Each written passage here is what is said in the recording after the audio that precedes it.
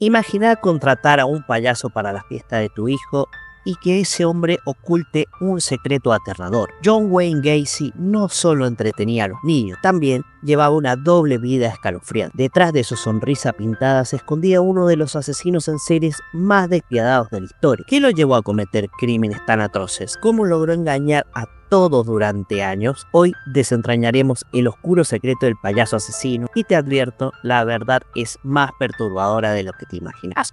Nació el 17 de marzo de 1942 en Illinois. Fue el único varón segundo de 3 hermanos. Era de ascendencia polaca y danesa. En su infancia sufrió de obesidad. Estaba muy unido a sus 2 hermanas y a su madre, pero era castigado frecuentemente por su padre, un alcohólico que abusaba físicamente de la familia y solía castigarlo pegándole con un cinturón de cuero. También abusaba físicamente de su madre. Esto le provocó en John un serio problema, ya que después de un tiempo, al entrar en la etapa de la adolescencia, tuvo problemas. Tanto en su infancia como en su adolescencia se esforzaba por hacer que su padre se sintiera orgulloso de él, pero fueron pocas las veces que ganaba su aceptación. Su padre lo denigraba insultándolo diariamente. Cuando él tenía 9 años de edad, un amigo de la familia abusó sexualmente de él, lo que tendría consecuencias terribles más adelante. Cuando tenía 11 años se golpeó la frente con un columpio y como consecuencia se le formó un coágulo de sangre en el cerebro, que pasó desapercibido hasta la edad de 16 años cuando comenzó a sufrir desmayos repentinos. Fue a 4 colegios diferentes a lo largo de su adolescencia, pero lamentablemente nunca se recibió. Cuando tenía 20 años, dejó su casa y se mudó a Las Vegas, Nevada, donde trabajó en una funeraria durante 3 meses antes de volver a Chicago, donde se inscribió y se graduó en la Northwestern Business College. Allí sintió la necesidad de compartir lecho con un cadáver en la funeraria muerto en un accidente. Tras ese acto, regresó al domicilio de sus padres. Durante ese entonces, John era una persona exitosa con tan corta edad. Obtuvo un puesto directivo mientras era aprendiz en una compañía de zapatos, poco después de su graduación. En 1964 se mudó a Springfield, Illinois, para trabajar como vendedor. Ahí conoció a su compañera Marilyn Meyers y se casaron en septiembre de 1964. Después de terminar su periodo de aprendiz, ascendió a encargado de departamento. Fue muy activo en organizaciones de Springfield y se unió a la compañía llamada Jaycees, y ascendió a vicepresidente rápidamente en 1965. Debido a sus problemas, muy rara vez consiguió una erección, pero aún así pudo engendrar a una hija. Junto a su esposa se mudaron a Iowa, donde la familia de ella era dueña de un restaurante KFC, donde John fue gerente. En ese momento, John comenzó a tener ciertas atracciones hacia los jóvenes que trabajaban ahí. Intentó sobornar a alguno para que le practicara sexo oral. Por ese entonces, su modus operandi era invitarlos a cenar y luego exigirles favores sexuales. Por ejemplo, llevó a Edward Lynch a su casa y luego de cenar él le pidió que le practicara sexo oral, pero se negó rotundamente y John lo atacó con un cuchillo sin lastimarlo de gravedad. John le pidió perdón y le pidió que no cuente a nadie. O cuando invitó a Donald Borges a su casa y logró su cometido. En ese entonces, él era un miembro ejemplar de la sociedad. Se inscribió en la Cámara de Comercio de la ciudad y se postuló para poder ser su presidente. Pero lamentablemente, para John, uno de los miembros de la junta era el padre de Donald Borges. Cuando el padre le preguntó a su hijo qué pensaba de John, él le contestó contándole todas las atrocidades que le había hecho hacer, y luego de eso fueron a denunciar a la policía.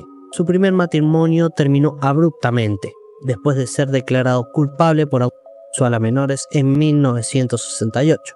Fue sentenciado a 10 años de prisión por este crimen, pero como John era una persona bastante carismática, se adaptó muy bien al ámbito carcelario. Tanto es así que poco tiempo se volvió el jefe de la misma. Debido a su buen comportamiento dentro de la cárcel, después de 18 meses recluido, salió en libertad condicional el 18 de junio de 1970.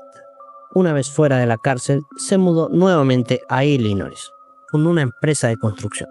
Desde que salió de la cárcel, nunca más pudo volver a ver a su primera mujer ni a su hija biológica. Logró ocultar su registro criminal con éxito, hasta que la policía comenzó a investigarlo. En 1971 compró una casa. Se casó por segunda vez con Carol Hoff, una mujer divorciada que conoció en la secundaria. Carol, junto a sus 2 hijas, se mudaron con él. Se unió al Partido Demócrata y es en este punto de la historia donde adoptó el personaje por el que sería conocido hasta la actualidad, el payaso Pogo. Disfrazado como Pogo, asistía a hospitales, cumpleaños, hasta incluso organizaba fiestas multitudinarias en su propia casa. La imagen de John hacia la comunidad era intachable, excepto por un mínimo detalle, y este era el olor que despedía su vivienda. Era tan nauseabundo que en un momento sus vecinos fueron a reclamarle y por favor haga algo con ese olor. John los tranquilizó y les dijo que seguramente eran los desagües, y se comprometió a limpiarlos. Quien no estaba tranquila de todo era Carol, que empezó a descubrir pornografía y juguetes casualmente en el mismo lugar donde John guardaba su disfraz.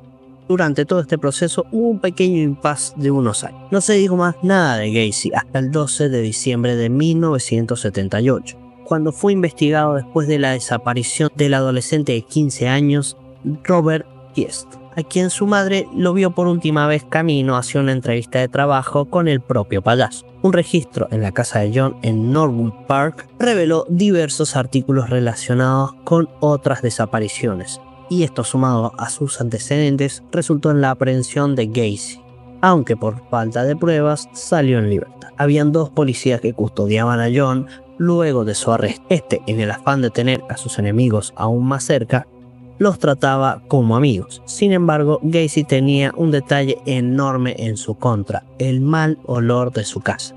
John en su momento los invita a cenar, y uno de ellos, ex militar, reconoció el olor nauseabundo que emanaba su casa. Era el olor de los cuerpos en descomposición.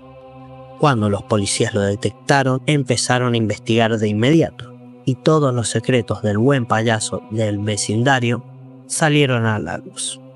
Bajo el sótano encontraron 6 cadáveres en descomposición. Durante su juicio en 1980, su abogado defensor alegó problemas psiquiátricos, por lo que se le realizó una pericia que no le jugó para nada a favor.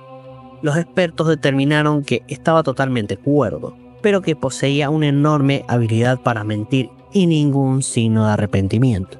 Durante otro allanamiento en su casa encontraron 3 cadáveres más tras una pared. Un mes después de iniciado el juicio, John fue encontrado culpable de 33 homicidios a adolescentes y condenado a 12 penas de muerte y a 21 cadenas perpetuas. Recibió la inyección letal el 10 de mayo de 1994. En su página de Wikipedia se puede ver el nombre completo de todas las víctimas que fueron reconocidas hasta el momento, con la fecha de su deceso, y en algunos casos incluso se especifica de qué manera fueron atacadas por Pogo, el payaso. Durante su estadía en prisión, John se dedicó a pintar, específicamente hacía pinturas de payasos. Muchas de sus pinturas hoy están en manos de coleccionistas y alguna que otra son portadas de álbumes. Y este video me hizo recordar el caso de Jeffrey Dahmer, otro asesino serial que causó estragos en Estados Unidos. Así que hace clic en la siguiente imagen y anda a verlo.